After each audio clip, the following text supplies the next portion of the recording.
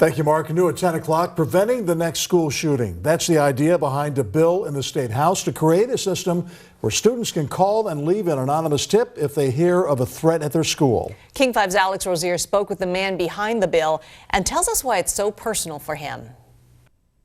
We weren't going to end committee until this bill got voted off. At the state capitol, school security bills are popular pieces of legislation. And Colorado's been doing something like this since 2004. But Spokane Representative Kevin Parker's proposal is focused on school shooting prevention. The Secret Service is getting information. Their study has shown that in 84% of the school shootings, someone had information prior to the school shooting. Parker wants to create an anonymous tip line similar to Colorado's Safe to Tell program. It will give students a number to report threats at their school. The tip line will also give kids the chance to get help for the bullied and those who may be suicidal. We're putting our faith in the students in the schools in the state of Washington to when they see something to say something, and here's an anonymous tip line, you can do that. But Representative Parker didn't author this bill alone. He had a lot of help from the former leader at Columbine High.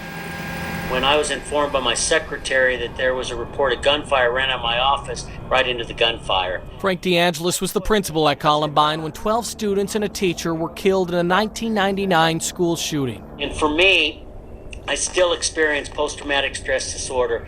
You know, when I hear about another shooting, it takes me back to that day. Hoping this day never comes for any other schools, DeAngelis is now working to make this anonymous tip line available for students across the country. There's nothing I could do to bring back the 12 kids and Mr. Sanders who lost his life, but I wanted to move forward to make these other places safer. If we adopt one of those amendments, we have to adopt both. When Representative Parker got out of committee, he told us why this bill is also personal to him. So I was inside Columbine's cafeteria the day the shooting happened. He too is a Columbine survivor.